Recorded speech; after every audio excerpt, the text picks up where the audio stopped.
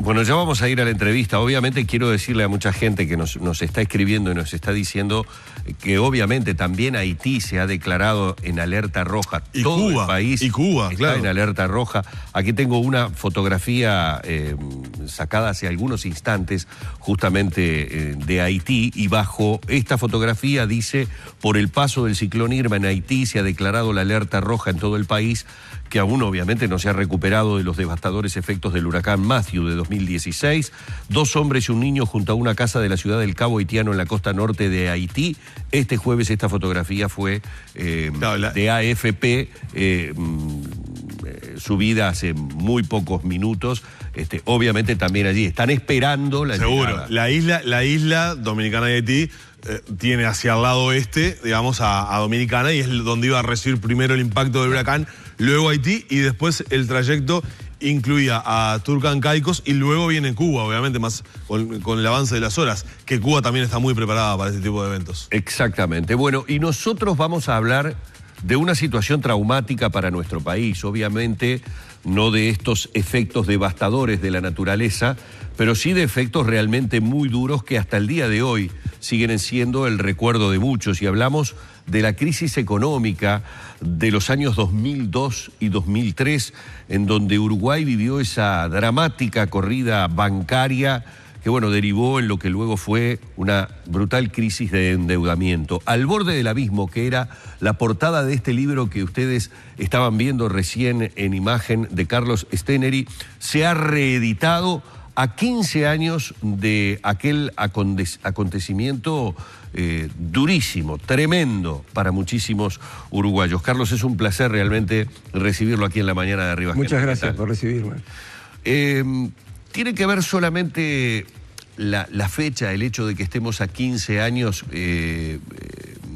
la reedición del libro, o hay alguna otra motivación que pueda llevar a que esto se reedite? Lo digo no sin ningún tipo de suspicacia, sino porque a veces me parece que nuestra sociedad, en particular los uruguayos, tenemos poca memoria con algunas cosas, y está bueno que quienes de alguna manera, en la posición que tenían en ese momento, fueron protagonistas de primer nivel en estas situaciones, nos refresquen una serie de situaciones históricas que se dieron para que llegáramos a borde del abismo que realmente tuvimos en 2002-2003. Sí, por supuesto que el libro estaba agotado, había demanda por el mismo, pero creo que lo más importante, como usted decía, es refrescar algunos aspectos, no tanto los episodios, sino lo que rodeó a esos episodios. En primer lugar, es muy importante saber que las crisis pueden provenir de cualquier fuente, lo cual siempre hay que estar cuidando potenciales focos de crisis. Eso es una responsabilidad de los gobernantes.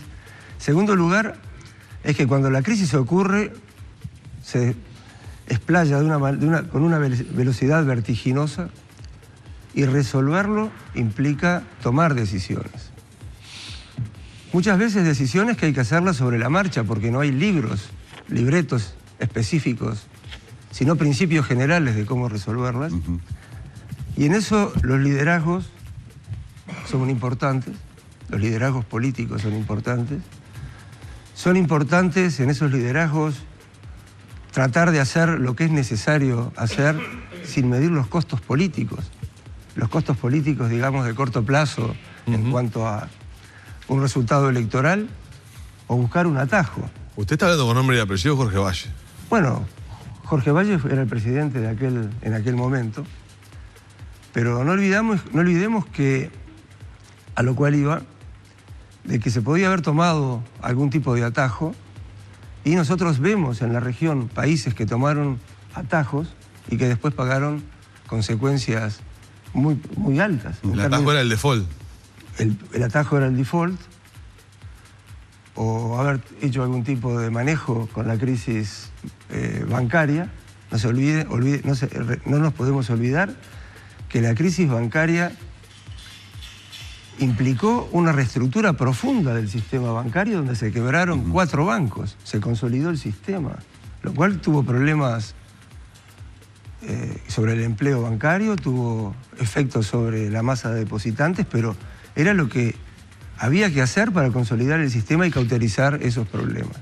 Y por último, esto también ayuda a refrescar de que tiene que haber un cierto ámbito de apoyo social, más allá de los rezongos, o de los que se sienten afectados o que entienden que podrían haberse optado por otras opciones.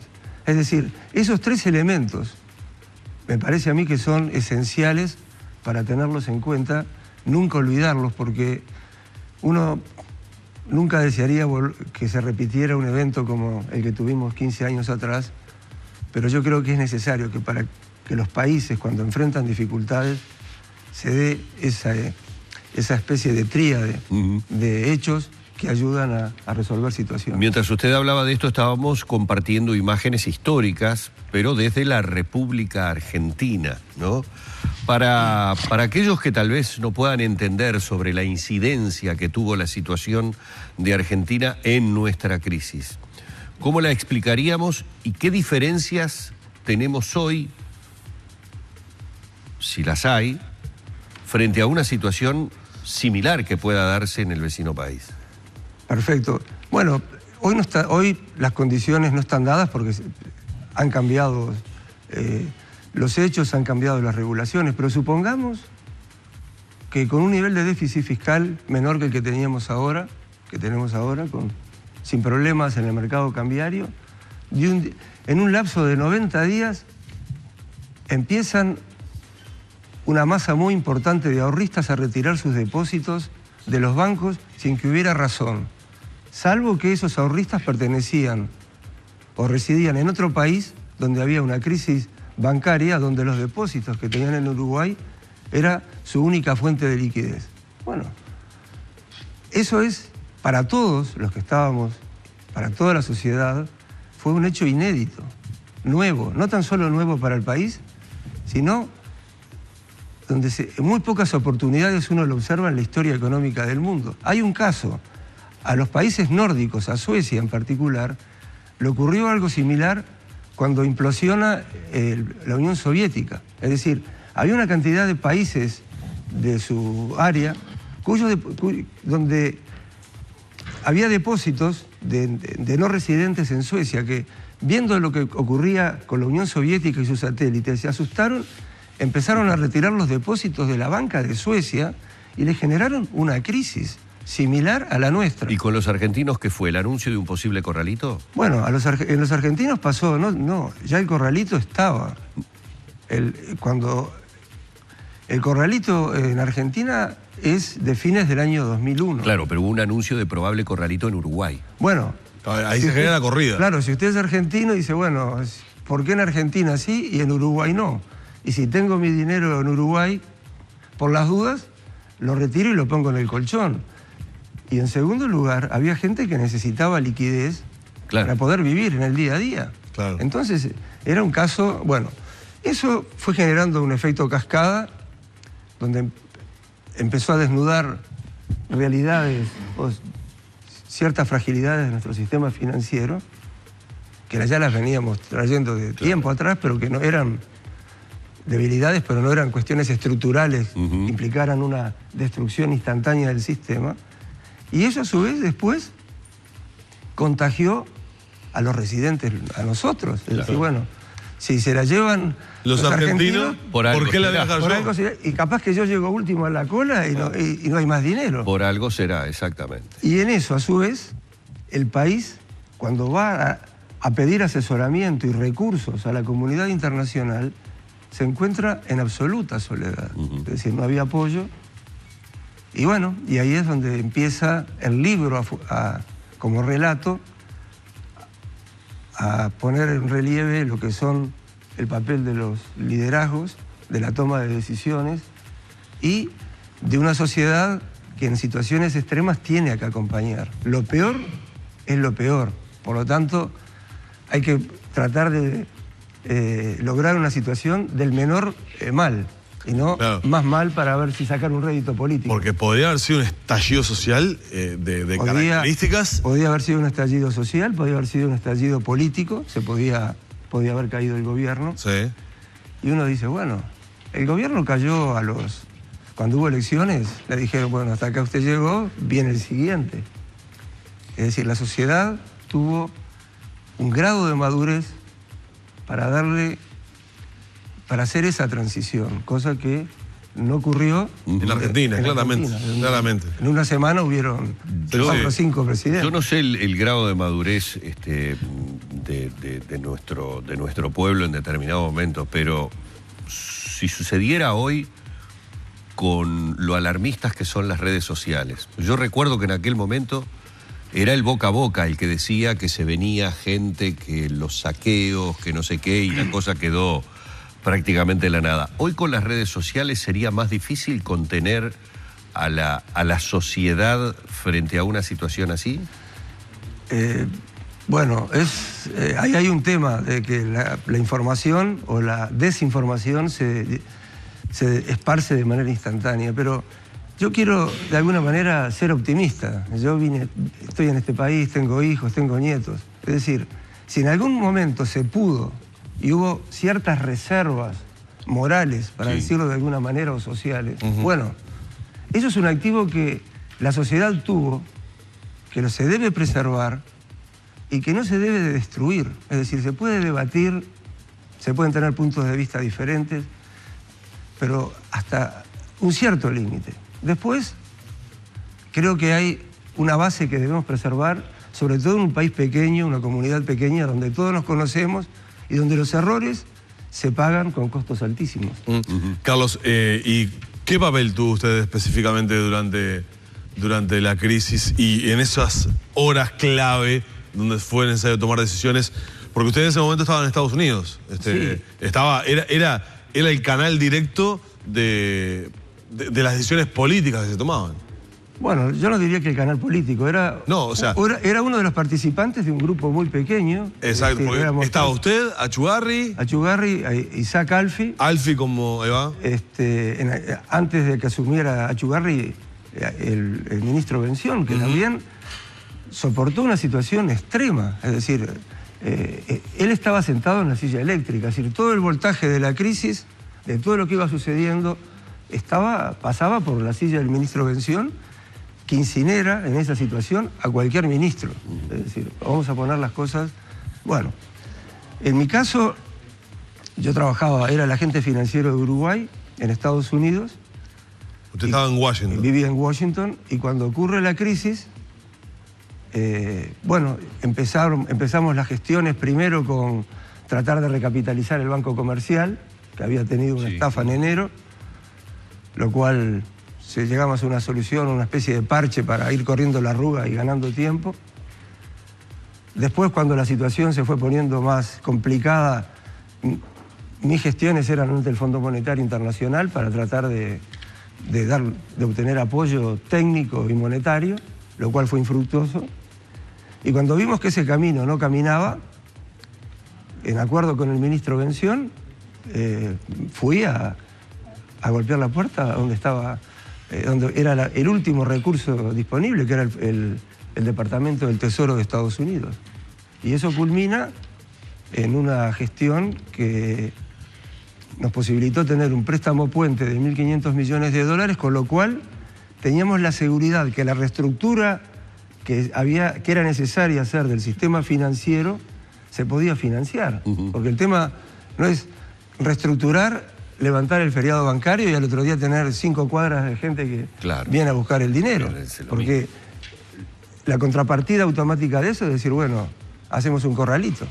Había que tener, si tengo el dinero, no vengan a correrme porque yo tengo respaldo suficiente, y tener el tiempo necesario para ir haciendo todos los movimientos donde ahí sí el ministro Achugarri, junto con el presidente del Banco Central, Julio de Brún, fueron maniobrando para ir atemperando los ánimos, enfriando las emociones, para decirlo de alguna manera, e ir reestructurando el sistema bancario. Y aquí hay algo muy importante, que también está resaltado en el libro. es que los famosos 1.500 millones de dólares tenían como justificación y como condicionalidad, para decirlo de alguna manera, de que el Parlamento aprobara una ley de reestructura del sistema financiero. Y eso se hizo en 48 horas, en un fin de semana, donde a su vez los líderes políticos, tanto de los partidos tradicionales como Sanguinetti y como el expresidente Lacalle, anunciaron que esa ley se iba a aprobar y que si no estaban las mayorías estaban dispuestos a votar medidas prontas de seguridad. Es decir, estaba toda la carne puesta arriba del asador y eso era lo que nosotros le comunicábamos a la gente con la cual hablábamos en Estados Unidos. Es decir, está todo el gobierno y la mayoría del sistema político por detrás de una solución que no mide costos políticos, pero que entiende que es necesaria para sacar este problema adelante. E internacionalmente, ¿cómo se vio esa solución que no sé si decir que la creó Uruguay, que la generó Uruguay?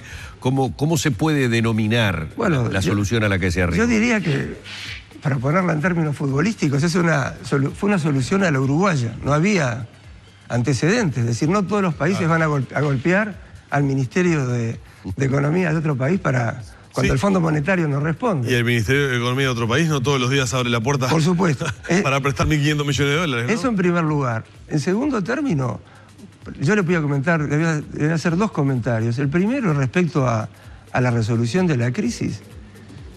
La autoridad máxima del Fondo Monetario en materia bancaria, que hoy es el presidente del Banco Central de Suecia, nos decía: yo nunca vi hasta ahora un país donde hubiera habido una corrida equivalente al 40% del Producto Bruto y que el país no se hubiera destruido y el sistema bancario implosionado. Es decir, ese es un comentario coloquial después que pasaron las cosas en un almuerzo. Eso por un lugar. Y en segundo término, en materia de